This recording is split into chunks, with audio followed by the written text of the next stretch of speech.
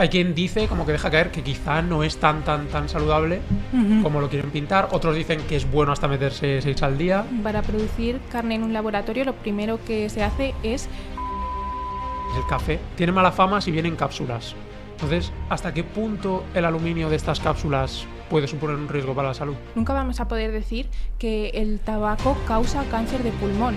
¿Hasta qué punto realmente necesita una persona un suplemento de multivitamínico? Los nitratos de las carnes y las verduras tienen impactos distintos en nuestro organismo. Suplemento de moda ahora mismo, el magnesio. ¿De verdad es útil o es necesario o también es otra moda? ¿Y para dormir la melatonina sí? Las vacunas causan autismo. Y ahí aparece el cáncer. Esto es lo que hace la radiación solar. Seguro que lo han escuchado, lo del callo solar, ¿no? Como es ponte y generas esa tolerancia que te va a hacer resistente al sol. Que si la regla se sincroniza si pasas tiempo con otra mujer. A día de hoy se cree que el azúcar no es tan adictivo como otras drogas. Este podcast es posible gracias al apoyo de India y Crown Sport Nutrition. Nosotros hemos probado el software de India y nos ha encantado. Es súper útil porque automatiza toda la recogida de información, los cálculos y recetas, pero luego tú puedes modificarlo. La información del cliente, la estrategia, las recetas.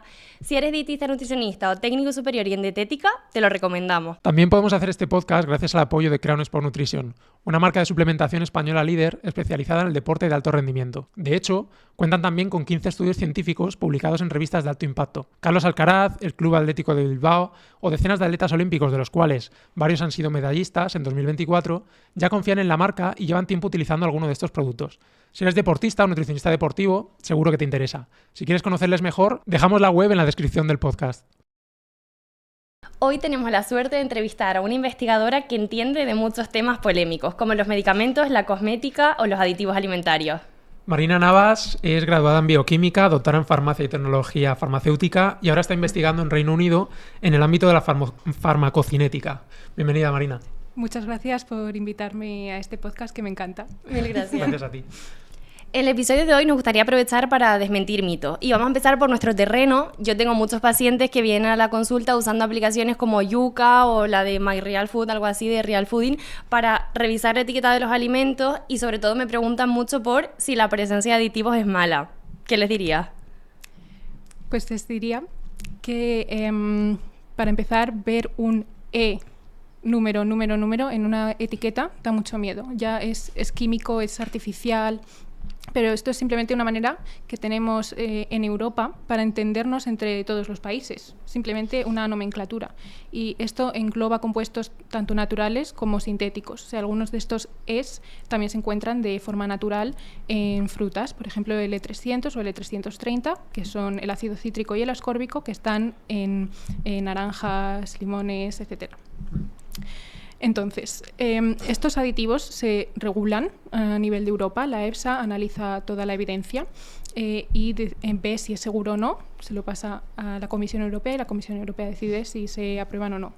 Sí, o sea, al final es un poco esta moda que ha habido últimamente en las redes de la comida real, aditivos malos y todo esto. Entonces, ¿por qué esto no es un buen criterio a la hora de decirlo? O sea, por ejemplo, nos acabas de decir que el ácido ascórbico, que es literalmente vitamina C, es simplemente un aditivo y que es más que seguro.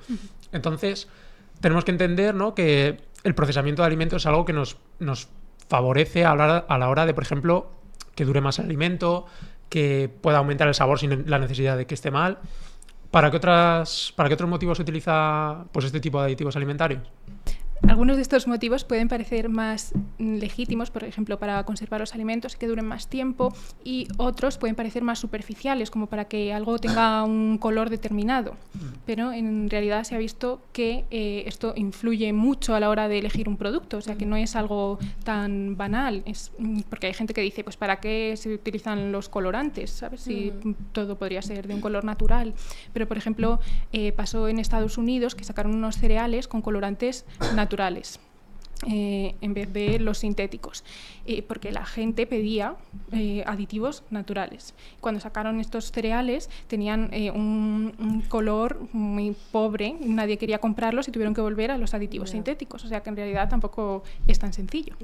De hecho, en tu propio Instagram, creo que vi que hiciste como la trampa de que publicaste, no sé si era publicaste una lista gigante de como aditivos y demás, Sí, y resulta que era una manzanilla o algo Sí. así, o sea, que al final es esa quimiofobia, ¿no? Que es el miedo a lo químico. O sea que realmente más que ver si es más químico o menos químico sería ver qué efectos tiene sobre la salud. Y en ese sentido están muy regulados por la EFSA, ¿no? O sea, así a grandes rasgos siguen un control muy paso a paso, ¿no? De ese proceso para probarlos. Exacto, y lo mejor es que eso se actualiza, o sea, no es que revisen la evidencia en el año 1960 y que a día de hoy sigamos basándonos en eso, porque, por ejemplo, el dióxido de titanio hace 1 o 2 años se prohibió su uso en alimentos.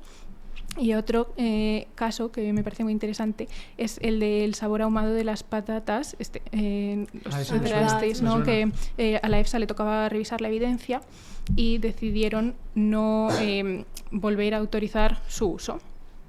Y entonces, para algunas personas esto fue como un ejemplo de, ¿ves? Si es que nos estaban envenenando y ahora ya no. Aunque si tú miras la evidencia era muy por el principio de precaución, no era realmente que estuviera causando un daño, sino que algunos estudios celulares apuntan a que estos compuestos son genotóxicos, es decir, que pueden producir cambios en el ADN, y por eso no se volvió a aprobar su uso, no es que se prohibiera, es que al revisarlo se dijo que no, pero eso, mucho más por precaución.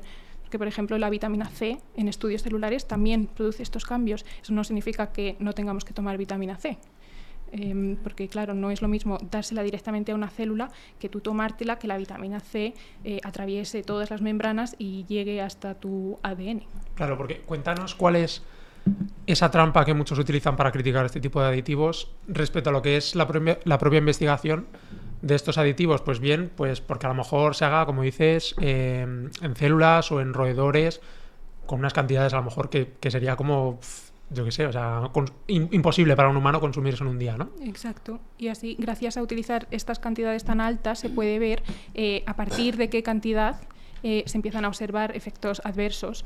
Normalmente se hace en animales, que es un tema un poco complicado, pero porque no se puede coger a un grupo de humanos y darles dosis ascendentes de este aditivo a ver hasta cuándo las puedes aguantar. Entonces, por desgracia, se hace así. También se hace con estudios celulares y se ve qué dosis producen qué efectos.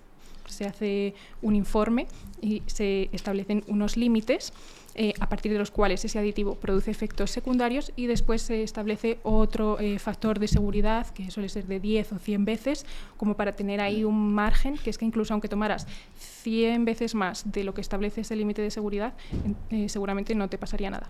Eso es. Y por el otro lado también, la otra cara de la moneda es que hay muchos alimentos que venden como buenos porque no tienen ni un solo aditivo y que sabemos que lo que realmente importa es el impacto de la salud.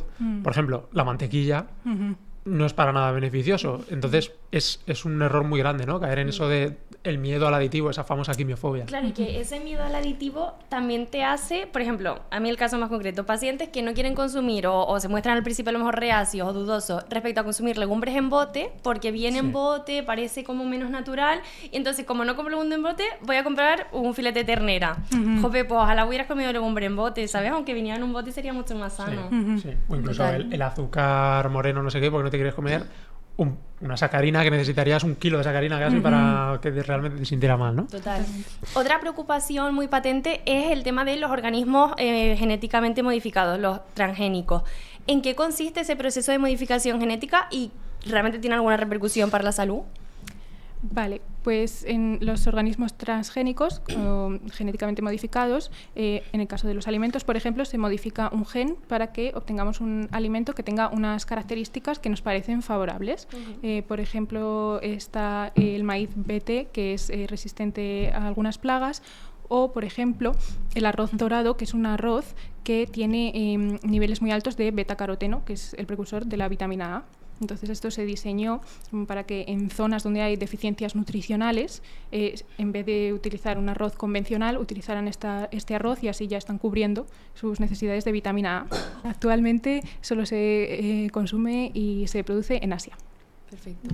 Y luego a nivel sostenibilidad, esto es verdad que no está en tu campo, así que no sé si tienes mucha información, pero no sé, hasta donde yo tengo entendido, no necesariamente muchas veces son malos, sino que incluso podrían generar una protección a lo mejor frente a plagas y que finalmente ese cultivo sea más eficiente, ¿no? Y nos permita tener un impacto medioambiental más bajo.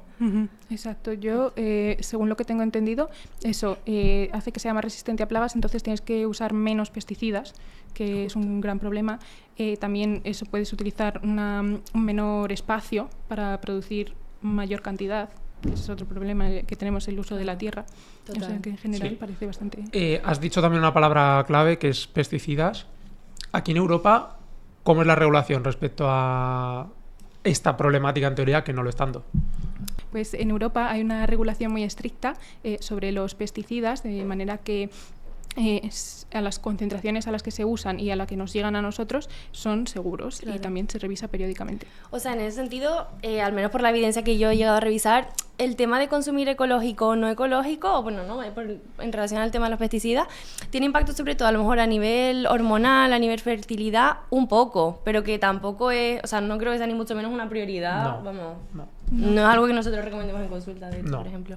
Otro tema que está muy en boga en redes es si, o sea, está como de moda esto de la sal marina o la sal del Himalaya, ¿no? En comparación con la sal común, normal de toda la vida, ¿esta es mejor? Yo diría que no, porque tiene más minerales que la sal normal, pero para tú poder obtener una cantidad relevante de estos minerales, hay un estudio que dice que tendrías que tomar 30 gramos de sal, que son 6 cucharadas. O sea, te mueres de hipertensión mañana y no te da tiempo de aprovechar los minerales. Exacto.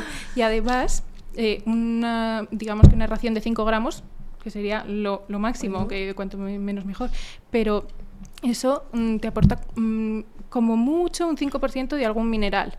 Y sin embargo, el precio de la sal del Himalaya es de 20-40 veces mayor que la sal normal. Entonces, no sé si merece la pena. Y respecto a ese tipo de sales, porque ahora me bailan los nombres, no me acuerdo exactamente, pero para, por ejemplo, un hipertenso, ¿sí sería más recomendable porque a lo mejor tenga un porcentaje menor del propio sodio? Pero el porcentaje menor que tiene sería... muy poco relevante, ¿no? Yo creo que sí. Que cuanta menos sal, más especias, mejor. Vale, quería preguntarte también sobre un tema que es muy curioso, que es el de los nitratos en los alimentos, que sabemos que los provenientes de, por ejemplo, la carne o los que vienen de las verduras tienen un impacto totalmente diferente en nuestro organismo. Cuéntanos un poco. Vale, pues sí, los nitratos de las carnes y las verduras tienen impactos distintos en nuestro organismo. La mayor parte de los nitratos que consumimos en la dieta vienen de las verduras, un 85%.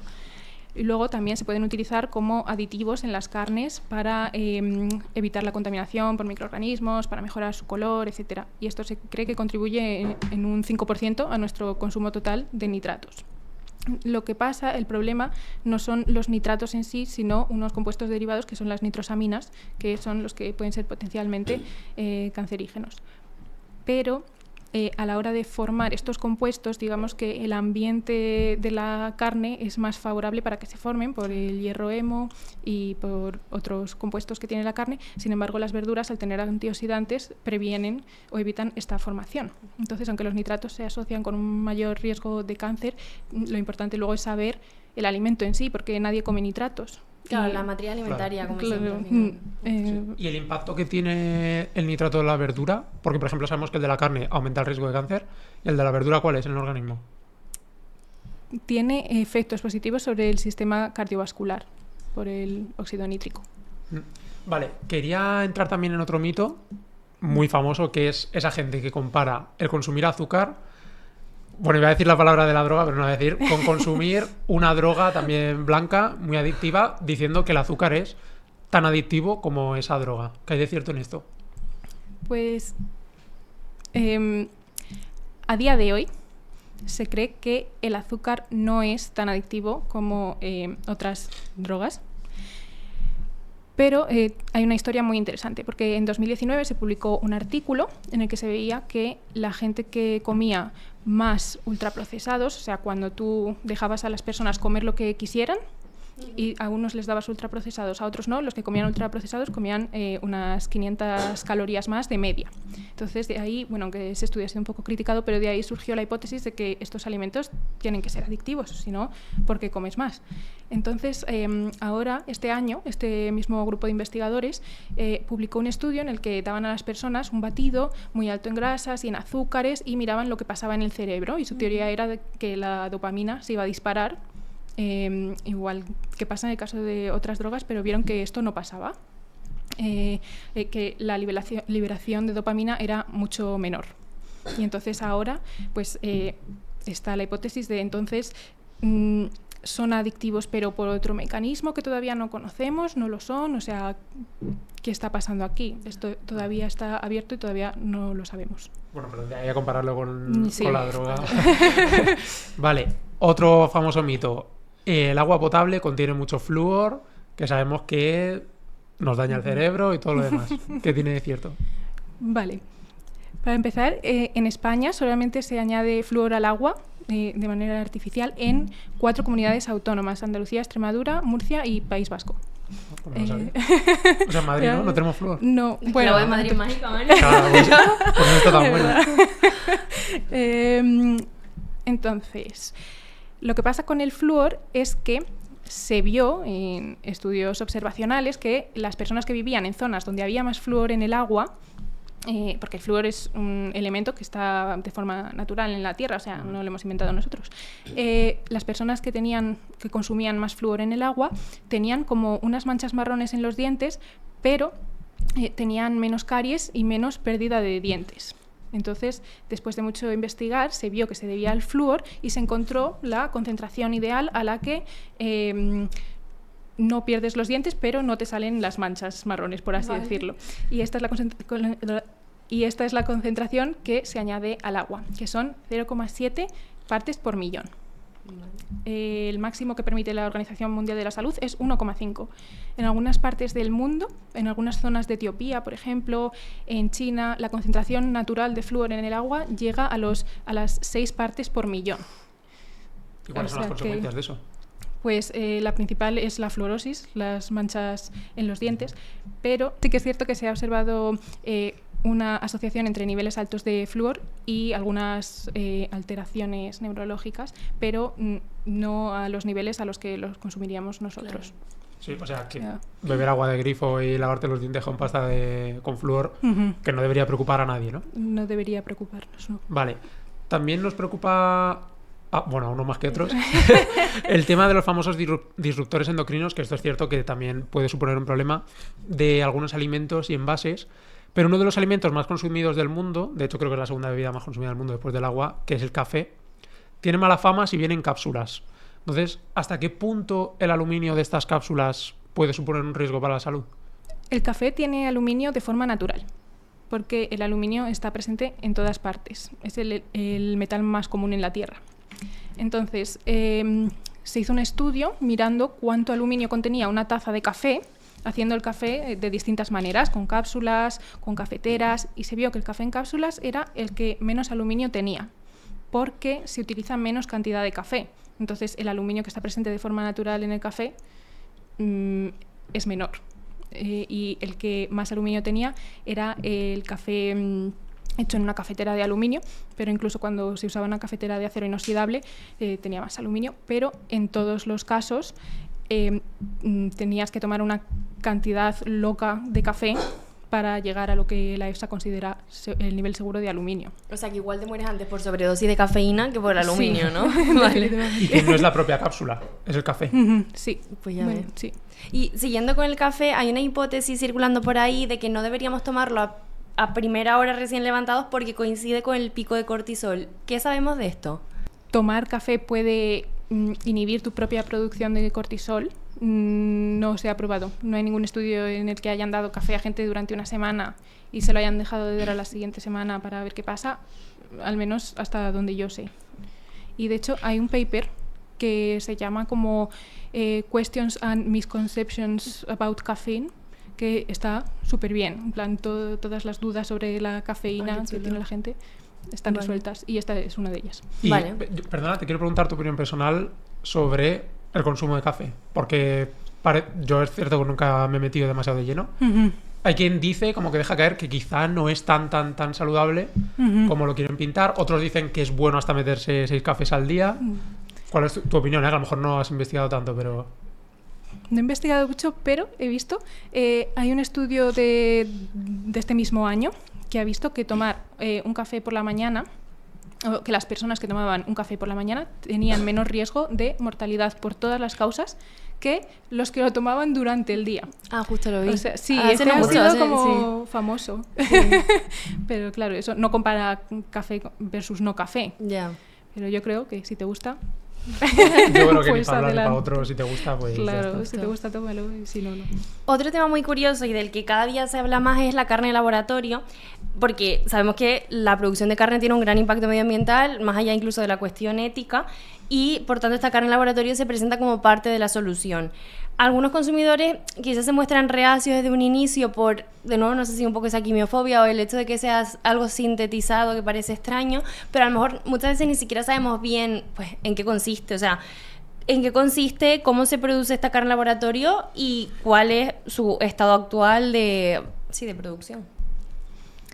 Vale, pues para producir carne en un laboratorio lo primero que se hace es coger una célula de un animal, una célula madre, por una biopsia. Aquí ya encontramos un pequeño problema a nivel de las personas que no consumen carne animal por motivos éticos, pues aquí todavía parte, pero luego se coge esa célula, se pone en un reactor, se alimenta y eso va creciendo hasta formar tejido muscular o tejido graso y así puedes hacer carne. O sea, a día de hoy un filete no se puede hacer porque un filete tiene como esa estructura, pero carne picada y cosas así sí que se puede. El mayor problema es que es bastante caro y que para alimentar a esa célula a veces se le da plasma de animal, que es una parte de la sangre, y ahí otra vez otro problema ético y monetario. De acuerdo. Queríamos también abrir un poco el bloque de suplementación y antes de entrarnos bien a fondo, yo quería preguntarte cómo puede ser que haya tantos en el mercado si realmente sabemos que con evidencia científica que realmente funcionen son muy pocos. Creo que porque es muy rentable. No necesitas demostrar nada prácticamente. Bueno, en Europa la EFSA te lo tiene que aprobar, pero no tienes ni que demostrar su efectividad. O sea, sí, que al final, comparado con los medicamentos, por ejemplo, todo el proceso que siguen tan complejo, los suplementos es pues muy sencillo, ¿no? Sí. Sí, porque, mira, quiero aprovechar para preguntarte qué diferencias habría, imagino que abismales, respecto a la aprobación de un medicamento con la de un suplemento. Muchas. O sea, abismal se me queda corto, pero bueno. Para aprobar un medicamento pasan muchísimos años. Ahora mismo no recuerdo las cifras exactas, pero imagínate, de cada 10.000 candidatos se aprueba uno. O sea, imagínate, de cada 10.000 suplementos se aprueba uno. Igual estas cifras están un poco... Pero bueno, algo así. Sí, o sea, y es un proceso muy complejo cuando llegas a la parte de estudios en humanos. Hay 3 o 4 fases en las que vas aumentando el número de personas, al principio en personas sanas, luego en personas que padecen la enfermedad. Tienes que evaluar los riesgos, evaluar cuál es la mejor dosis, cuál es la mejor vía de administración y tienes que demostrar primero que son seguros y también que son efectivos. Y esto te lo tienen que aprobar unas agencias regulatorias y no es tan sencillo, necesitas... Son muy estrictas, ¿no? Además las agencias. Sí, pero te ayudan. O sea, es muy seguro. Un medicamento hoy en día puede tener sus riesgos, sí, pero para que esté aprobado es porque realmente se ha visto que es seguro. Sí, o sea, todos tienen efectos secundarios, pero al final el balance beneficio-riesgo, a veces a nivel poblacional, a veces a nivel personal, suele ser positivo. Vale. Volviendo al tema suplementos, uno de los más vendidos en farmacias y demás a gente de todo tipo son los multivitamínicos. ¿Hasta qué punto realmente necesita una persona un suplemento de multivitamínico? Yo creo que pocas veces. O sea, creo que cuando hay una deficiencia nutricional, lo más lógico es suplementar lo que te falta. Porque además, en muchos multivitamínicos es un poco tirar el dinero, porque algunas vitaminas, si ya tienes suficiente, las eliminas en la orina. Entonces, no lo veo muy lógico. Además, recientemente se publicó un estudio que decía que tomar, era también observacional y por lo tanto tiene limitaciones, pero que las personas que tomaban un multivitamínico al día, comparado con las que no tenían un menor riesgo de mortalidad. O sea, al final, bueno, depende de para qué lo tomes, pero si tu objetivo es vivir más, prevenir enfermedad cardiovascular, prevenir enfermedades crónicas, no parece que sea la mejor opción. Y que la formulación tampoco es que sea la mejor, ¿no? Porque luego a lo mejor lo ves y todos tienen un 60, luego un 80, luego otro un 100, sí, y que algunos, muchos de ellos ni siquiera llega a lo recomendado. Sí, o un 2500%. Que es cuando haces pis de color azul, ¿no? Básicamente. Y la vitamina C, por ejemplo, mucha gente que se la toma en invierno para prevenir resfriados y demás. Creo que... Toda cosa. Sí. Tampoco. Me parece. Vale, suplemento de moda ahora mismo, el magnesio. ¿De verdad es útil o es necesario o también es otra moda? El magnesio tiene evidencia para dos cosas, para migrañas y para bajar la tensión arterial, aunque no mucho, o sea, no como un medicamento, pero un poco sí que la puede bajar. El problema de las migrañas es que se necesita tomar en dosis bastante altas, entonces tendría que estar supervisado por un médico. El resto de cosas, lo que se ha visto es una asociación, de que las personas que tienen más magnesio tienen menos enfermedades cardiovasculares, menos diabetes, menos problemas musculoesqueléticos, pero claro, al ser una asociación no se puede decir que se deba únicamente al magnesio, porque el magnesio está en las verduras de hoja verde, en los frutos secos, las semillas, que tienen otros nutrientes que son muy importantes. Entonces, es el magnesio, ¿no? Es la sinergia de todo, pero luego cuando lo compruebas en ensayos clínicos en los que das solo magnesio, es un poco más, los resultados no son tan claros. Aunque sí que es verdad que yo conozco varias farmacéuticas que siempre me dicen, pero yo se lo doy a mis pacientes, están encantados, duermen mucho mejor. ¿Para el sueño tiene evidencia? Lo miré, pero no lo tengo claro. Si no lo tienes claro es que de momento no está como para quizá recomendarlo. Vale, genial. ¿Y para dormir la melatonina sí? Pues la melatonina tiene una declaración de salud de la EFSA, o sea que la EFSA lo ha revisado y ha dicho que hay evidencia suficiente para que cuando los suplementos de melatonina contienen más de 1 miligramo, el bote puede decir que ayuda o que reduce el tiempo que tardas en dormirte. Y esto lo basaron en 4 metaanálisis. Pero si te pones a mirarlo con detalle, la media de reducción de tiempo de sueño es de 5 a 10 minutos. O sea, tardas entre 5 y 10 minutos menos en dormirte, pero si lo piensas, a lo mejor 5 o 10 minutos un día, no, pero a lo largo de 365 días, a lo mejor... Claro. ¿Y no crees que puede jugar un rol importante el efecto placebo? Desde luego. O sea, últimamente tuve que leer muchos estudios sobre el sueño y en la mayoría de ellos el grupo placebo también mejoraba. Y simplemente saber que te están mirando tus parámetros de sueño a lo mejor puede hacer que duermas mejor. Aunque mi madre me ha dicho que a ella le daría ansiedad saber que le están mirando cómo duerme y dormiría peor. ¿Y para sueño qué recomendarías? ¿Esto o hay alguna otra cosa? Buena higiene de sueño. Buena higiene de sueño. A ver, si estás desesperado y lo has probado todo, ¿por qué no probarlo? Yo diría, pruébalo. O sea, no creo que te vaya a hacer mal. Muy bien, Marina. Y para la salud de la piel, el suplemento también de moda que más se recomienda es el colágeno. Yo he visto que también hay gente, no he indagado nada, que lo empieza a defender. Sí. ¿Qué sabemos del colágeno? Entiendo por qué lo defienden, pero yo no termino de defenderlo. Porque antes se pensaba, cuando te tomas una proteína, en el estómago se rompen todos sus aminoácidos y los absorbes por separado y tu cuerpo los utiliza para hacer lo que necesite. Pero con el colágeno se ha visto que algunos de esos aminoácidos se quedan unidos en grupitos de 2 o 3 que se llaman péptidos y que en este caso son péptidos bioactivos porque pueden tener funciones. O sea, se ha visto que cuando tú le das estos péptidos a las células de la piel, a los fibroblastos, estimulas que produzcan más colágeno. O sea, que no es que el colágeno que tú comes te vaya directo a la piel, se ponga ahí, sino que puedes estimular la producción de colágeno.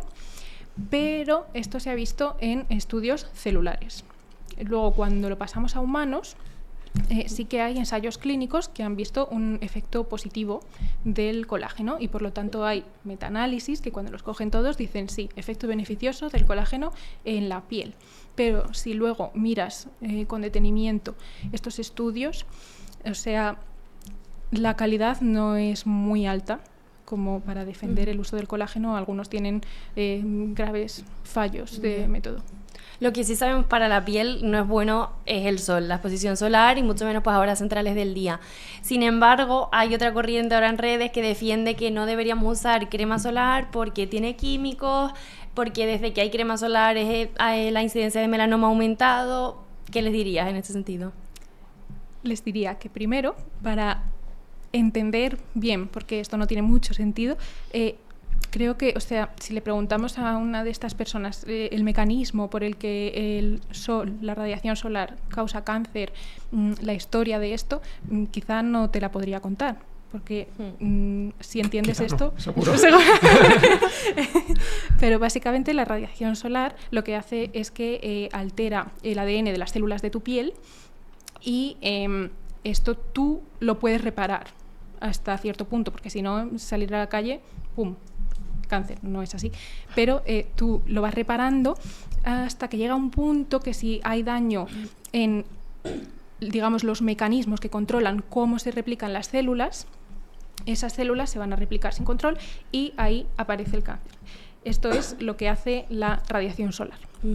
Entonces, hay 3 tipos de cánceres de piel. El melanoma es el más agresivo, pero es el menos frecuente, el 1%. Y luego hay otros 2 tipos. Esos 2 tipos, el riesgo de cáncer aumenta con la exposición al sol. O sea, no tienes que quemarte, simplemente cuanto más te expones es acumulativo. Sin embargo, el melanoma no se asocia con esa exposición acumulada, sino con las quemaduras y con la exposición en la infancia.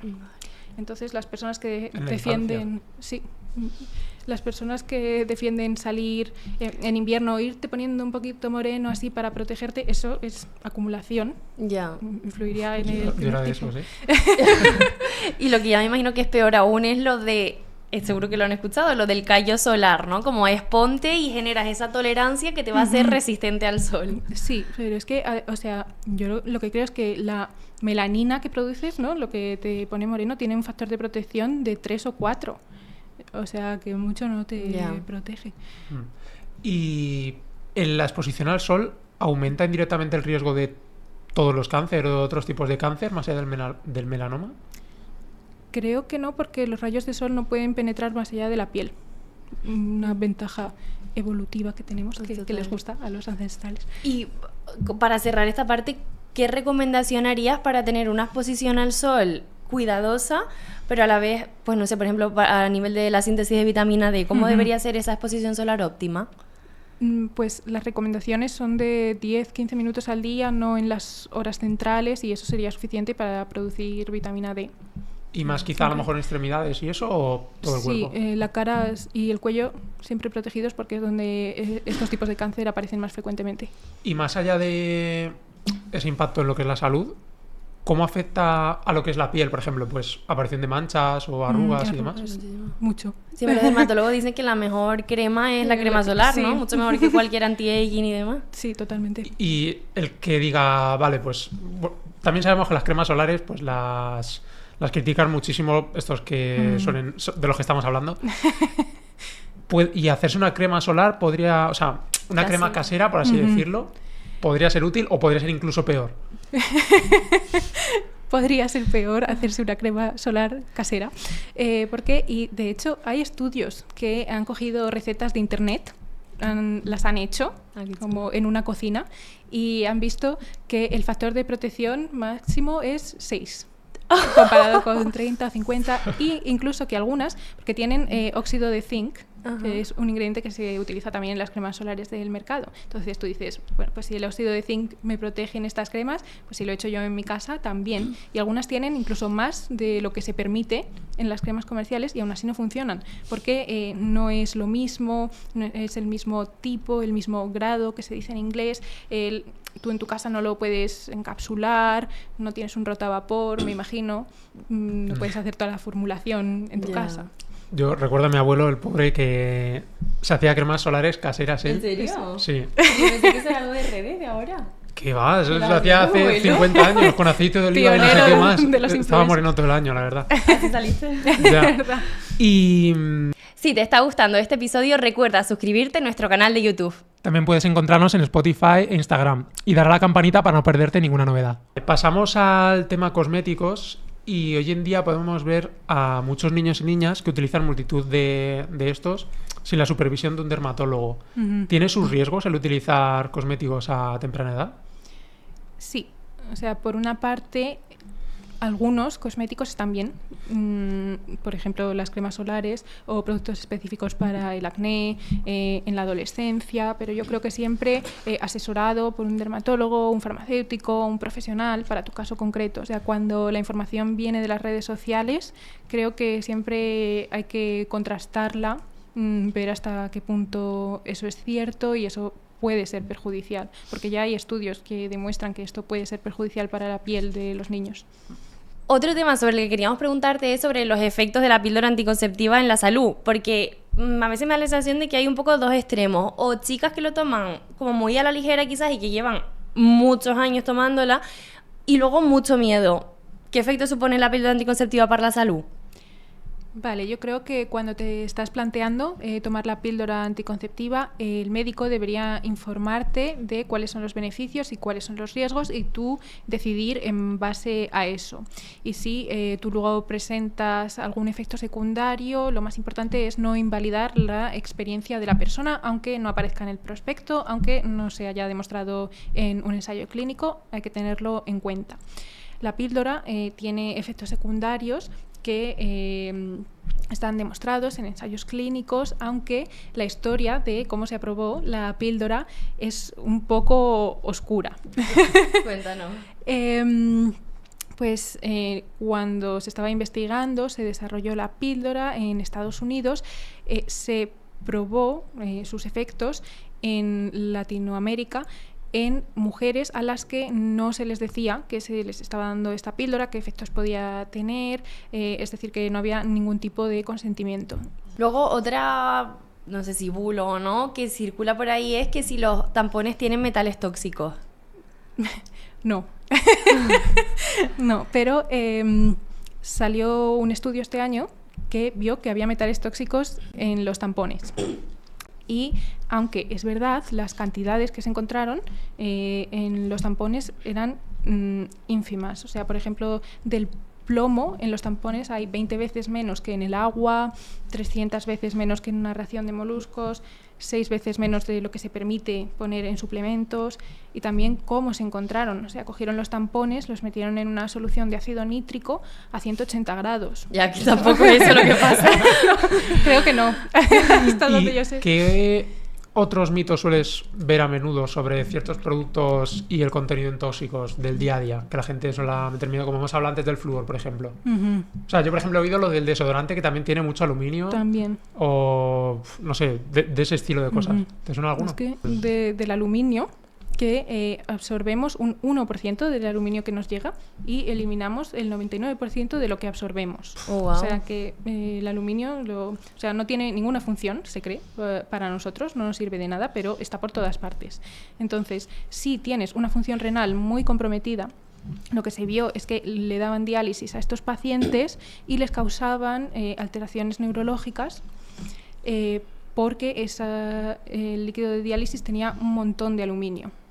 Entonces empezó a asociar el aluminio con alteraciones neurológicas, pero si tú eres capaz de eliminarlo normalmente, no tiene riesgos. También se asocia con el Alzheimer, porque se ha visto que las personas que tienen Alzheimer tienen más aluminio en el cerebro, pero a día de hoy no se sabe cuál es la causa del otro. O sea, a lo mejor tener Alzheimer hace que se vuelva más permeable tu cerebro y que entre más aluminio. A lo mejor es al revés, a lo mejor es otro factor que no sabemos a día de hoy. Vale. Madre mía, cuántas cosas interesantes nos estamos Sí, llevando hoy, ¿no? Sí. Total. Y yo quería, para terminar con este tema que te preguntaba, otra idea que también circula mucho es que si la regla se sincroniza si pasas tiempo con otra mujer. No, la regla no se sincroniza. Pero este mito surgió de unos estudios de los años 70 de una psicóloga que dijo esto, que las mujeres que vivían juntas era más probable que empezaran la regla en el mismo día, y lo atribuyeron a las feromonas. Pero después otros investigadores vieron que este estudio tenía problemas de diseño, tenía problemas de análisis, que los cálculos matemáticos estaban mal, intentaron replicar el estudio varias veces y no se ha conseguido. Y además parece ser que no tenemos receptores de feromonas, o sea que por muchas feromonas que produzcas no los voy a poder detectar. Vale, bueno, como están comprobando todos, Marina es una máquina de ciencia, de leer papers, está haciendo un postdoc. Así que quiero aprovechar y preguntarle, a grandes rasgos, ¿cómo se hace un estudio científico? Vale, pues los hay de muchos tipos. Para empezar por lo más abajo, se pueden hacer estudios en el laboratorio con máquinas o en el laboratorio con células, que pueden ser células humanas, células animales.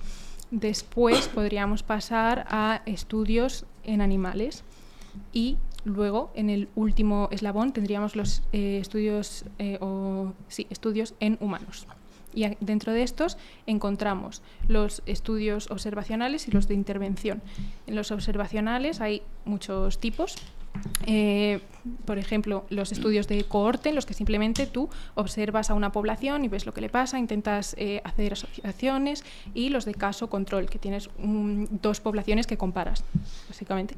Y en los estudios de intervención, que son los ensayos clínicos en los que tú coges a la población o a una muestra, no a toda la población, y la separas en dos grupos. A uno le das la intervención y a otro le das un placebo, y así puedes ver los efectos que esa intervención tiene realmente en la población, y aislarlo y controlar más factores que si simplemente observas. Aunque dicho esto, hay muchas cosas que no se pueden estudiar de esta forma. O sea, por ejemplo, alguien me dijo, nunca vamos a poder decir que el tabaco causa cáncer de pulmón, porque nunca vamos a hacer un ensayo clínico. Sí. En el que eso lo usa mucho con la carne también. Sí, no hay ensayos clínicos que demuestren que la carne causa, y como, bueno... Sí, es un poco... Lamentablemente tenemos comités de ética, lo sentimos mucho. Pero... Claro, es lo que te iba a decir justo, que hay un comité de ética que es el que te permite hacer o no ciertos estudios, como lo que has mencionado antes de... Lo de la píldora en Perú, que eso es lo que impide que muchas cosas no se puedan investigar, porque no sería ético meter a una persona en determinado riesgo, pues como ha dicho Paula, pues a consumir, yo qué sé, mantequilla a saco, carne roja a saco, o lo del tabaco, que es el mejor ejemplo. Sí. Vale, y sabemos que Instagram es una fuente increíble de charlatanes. Así que danos unas señales que nos puedan ayudar a detectar cuando alguien está usando mal un estudio para sacar unas conclusiones que a él le conviene. Vale, para mí una gran red flag es si vende algo, aunque no siempre. O sea, a veces puedes vender algo que esté realmente basado en la evidencia, pero ese sería un... Sí, una red flag que te llama la atención. alarma. Sí. Luego, si te metes en el estudio y es un estudio en células con dosis muy altas, un estudio en animales, que toda esta información está bien para guiar otros estudios, pero no para guiar decisiones clínicas o lo que haces con tu vida. No, yo no lo basaría en este tipo de estudios. Porque muchos dicen, no estudio, no sé qué, y te ponen el título y las conclusiones. También. Y luego es eso, que lo han hecho en células o lo han hecho en unos ratones con unas dosis que no se podría aplicar nunca en humanos. Pero ¿quién se va a meter a verlo? Y es que creo que tampoco es responsabilidad de la gente. En plan, es para empezar responsabilidad del que da ese estudio, informarte de cuáles son las limitaciones y todo eso. Pero ese no parece ser el caso. No. Sí. Sabemos que la nutrición, que es nuestra área, no es una ciencia de momento tan respetada, con tantísima calidad como pueda ser la farmacología. Cuéntanos por qué, cuáles son las principales diferencias metodológicas a la hora de investigar y demás. Vale. Yo creo que, tristemente, la primera es el motivo económico, porque he visto que el Instituto de Salud de Estados Unidos, que invierte en la investigación, invierte un 40% de su presupuesto en farma y un 5% en nutrición. O sea, así, No sabía yo ese ¿dónde dato. vas? No sé, que estamos aprendiendo un montón. Sé que... Sí, pero luego en lo que es la propia metodología, ¿por qué es mucho más rigurosa? Ya lo hemos mencionado antes con el tema de suplementos, pero ¿por qué es tan rigurosa de farmacología y la de nutrición es un poco chiste? O sea, al final la de farma es la más rigurosa, o sea, es como el extremo de lo más riguroso que se puede hacer. Y nutrición, pues claro, y porre. Creo que por dos motivos. Por el miedo, el peligro que puede suponer llevar al mercado un medicamento que no es seguro. En plan, todo el mundo quiere protegerse las espaldas. Aunque luego tú piensas, bueno, el peligro de una dieta no saludable tampoco es que sea... O sea, parece menor, pero no lo es. Sí. Y la segunda, a lo mejor que es más complicado, la metodología en nutrición. O sea, en farma tienes, te doy una pastilla y otra pastilla y no sabes qué tiene cada pastilla. Claro. En nutrición, Claro, o sea, en nutrición no puedes esconder que la gente sepa lo que Exacto. está comiendo. Total, justo. es más difícil. Mezclando estos dos temas, ciencia y lo que yo te preguntaba antes, un poco de salud hormonal, mujer, etcétera, a veces se dice que en ciencia se ha discriminado a la mujer, pues tanto en parte de, bueno, pues hay muchas menos investigadoras que investigadores, en las muestras no se incluyen igual de representativas. ¿Qué opinas sobre esto? Totalmente de acuerdo. Por desgracia, o sea, hasta 1993, o sea, antes de ayer, no se incluía a las mujeres en los ensayos clínicos por cuestiones hormonales. O sea, era como, no vamos a saber si el efecto se debe al fármaco o a tus hormonas, porque todo el mundo sabe que los hombres no tienen hormonas y que no fluctúan. Pero después sí que ya se empezó a incluir a la mujer y actualmente somos alrededor del 30% de los participantes en ensayos clínicos, o sea que todavía ni siquiera está donde debería estar, pero hemos mejorado. Total. Vamos con un tema escabroso, las vacunas. Nos referimos a la palabra que empieza por V, que se usó mucho durante una época en la que estábamos en casa. ¿Por qué crees todavía que hay tanta resistencia frente a ella, incluso después de lo que pudimos ver en la pandemia?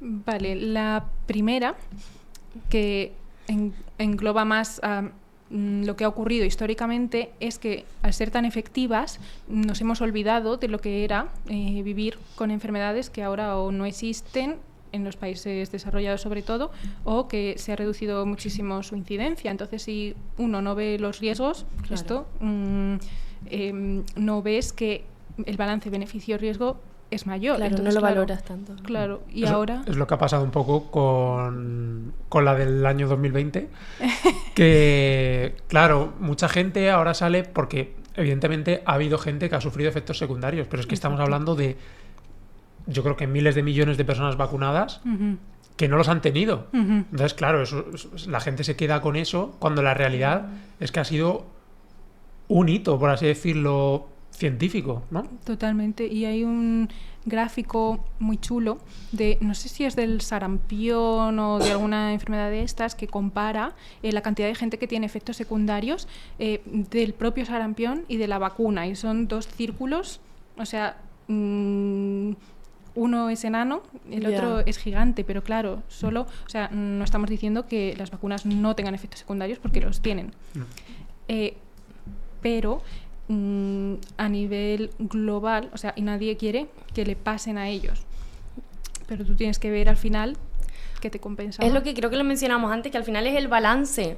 Ojalá no tuvieran efectos secundarios, pero desde mi punto de vista lo que hay que valorar es el balance global. ¿Qué efectos positivos han tenido? ¿Qué efectos negativos han tenido? Y valorar eso, ¿no? Y simplemente, sin entrar porque es un tema largo, pero bueno, de manera muy sintética, las vacunas causan, es que no sé ni qué se dice, autismo creo, ¿no? Autismo, y luego otra pregunta también, ¿qué peligros puede tener que hayan padres que no estén vacunando a sus hijos para el resto de los niños? Muchos, porque ahora está habiendo unos brotes de sarampión en Estados Unidos, que ha habido 2 personas que han fallecido y pues es algo histórico, porque desde 2015 no pasaba algo así. Entonces, al final, sí, es lo peor es que tú puedes decidir lo que haces con tus hijos, pero eso tiene un impacto también social. Claro, ese era un poco uno de los argumentos que se usaba contra la vacunación en 2020. No, es que yo tengo 20 años, estoy fuerte, tengo salud, no sé qué, ¿por qué me tengo que vacunar? Que tiene un poco de lógica que diga eso, pero es que tú tienes que pensar que es la sociedad, o sea, no solo eres tú. Ya sabemos que a lo mejor tú, si no lo haces, pues a lo mejor no te pasa nada, pero no eres tú, es esa señora mayor que te puedes cruzar en el supermercado o lo que sea, ¿no? Totalmente. Y que, por ejemplo, las personas que están haciendo quimioterapia, esto Sí. nos puede pasar a todos, Sí. porque hay algunas enfermedades que, pues, hereditarias, que naces con ellas, o lo que sea, igual no te puedes vacunar, pero si quieres ser súper egoísta y no pensar en nadie más, piensa en tu yo del futuro. Ya, pues total. Y que probablemente, si con un poco de suerte, llegarás a viejo y te gustaría que los jóvenes hicieran algo así por ti. Pues Total. Y también para que quede claro, ¿las vacunas causan autismo? No. Las vacunas no causan autismo y esto surgió por un médico que es Andrew Wakefield, que publicó un estudio en el que asociaba la triple vírica con el autismo, pero luego se vio que los datos estaban falsificados porque había elegido a dedo a los niños y era porque quería vender una alternativa a esa vacuna. Madre mía. Y aún así la gente se queda con ello, Y aún así, y se o sigue sea, repitiendo. Sí, Ya es ves. fuerte. Y claro, por el miedo, bien sea, por ejemplo, no sé si tanto las vacunas, pero por ejemplo con pacientes con cáncer lo vemos muy claro, por ese miedo a tratamientos farmacológicos a veces recurren a alternativas naturales, que bueno, ahí es un grupo muy grande que cabe de todo. ¿Qué opinas de esto? ¿Qué riesgos puede suponer o qué beneficios? Pues opino que me parece muy bien utilizarlas como complemento, que eso sí que tiene cabida, pero siempre recomendaría dejarse asesorar por un médico, informarse con verdaderos profesionales. Y quería decir también que muchos de los tratamientos que tenemos aprobados en la farmacia vienen de productos naturales, incluso para el cáncer, el Taxol se extrae de la corteza de un árbol y es un tratamiento farmacológico. O sea, no es que sea farma contra naturaleza, sino que también aprovechamos lo que la naturaleza nos da, en muchos casos lo mejoramos y a lo mejor es algo que no puedes conseguir solamente a partir de la naturaleza, sino que gracias a la tecnología, a nuestro ingenio, a la investigación, tenemos cosas mejores y pues actualmente la supervivencia es bastante mayor. Total. Sí, y aparte también lo que hemos hablado antes, ¿no? Ese efecto placebo. Si tú estás llevando el tratamiento convencional y aparte, yo qué sé, pues tomar algo que no te vaya a hacer daño puede generar en ti ese efecto placebo que puede hacer que te sientas mejor, pues oye. Pero claro, sin abandonar el tratamiento. Claro, eso siempre, claro. Sí, y también lo que dices de que no te va a hacer daño. Estás muy seguro, ¿no? De ello. Sí, Claro. o sea, hay que tener un poco de cuidado. Por ejemplo, recientemente ha salido el Comité de Toxicología de la Agencia de Seguridad de Reino Unido, ha publicado un informe sobre la cúrcuma. Es muy natural y demás, pero que sospechan que puede producir daño hepático, no si la usas como especia, pero si la usas como suplemento. Encima ahora hay formulaciones que se absorben mucho más si lo mezclas con pimienta. Y, o sea, normalmente absorbes menos del 1%, pero con esto puedes absorber mucho más, entonces a lo mejor quieres maximizar sus beneficios, pero también estás aumentando sus riesgos. Claro, Pues sí. total. Pues con esto cerramos esta parte, ahora solo nos queda un bloque de preguntas cortas. Empiezo yo. ¿Qué crees que podrías mejorar de tu alimentación? Muchas cosas. Como muchos ultraprocesados, aunque no son adictivos, pero eso lo podría mejorar. Sí. Yo creo que todo el mundo acaba diciendo. Yo también. ¿Cuál sería tu consejo para aquel que quiera dedicarse a la investigación? Pues Estamos temiendo porque siempre nos dicen como es un infierno, no se metan. Es como, bueno, no, gracias. ten paciencia Vale. y pasión. Que te guste mucho. Yo creo que porque eso es lo que mueve todo, ¿no? Sí. El tener la pasión. Sí, te vas a Total. encontrar obstáculos. Y si no tienes pasión, vas a tirar la toalla. Vale. ¿Cuánto tiempo dedicas al móvil a diario? Mucho. No sé, 3 horas. Vale. Bueno, creo que vas ganando incluso, de la que menos me parece. No, han dicho menos, han ¿Sí? dicho menos. No vamos a hacer spoiler, pero han dicho menos. Recomiéndanos una serie de recursos pues de todos los temas que hemos hablado o de ciencia en general que creas que realmente merezca la pena. El formato que quieras, libre. pues. Vale, probablemente libros, porque lo que más me gusta es leer. Os recomiendo para Salud de la Mujer todos los libros de la doctora Jen Gunther, están en español, si no todos, casi todos. También os recomiendo para temas de cosmética seguir en Instagram, y también tiene un libro en inglés, Lab Muffin Beauty Science, y en español os recomiendo a Laura Bay y Maipa para temas de regulación en cosmética. Está muy bien. Ah, mira, pues yo no Y lo el conocía. podcast de Bueno Amigas también, ¿no? Por supuesto. Ahora Siempre tenemos el visum. el mejor podcast. Genial. Pues Marina, ¿dónde pueden encontrarte? En Instagram, en @químicasinfiltros, y en el laboratorio. Pues muchísimas gracias, nos ha encantado, Muchas hemos gracias, aprendido Marina. un montón Sí, de sí. cosas. A mí me ha encantado. Me lo he pasado muy bien. Gracias Mil por invitarme. gracias. Muchas gracias.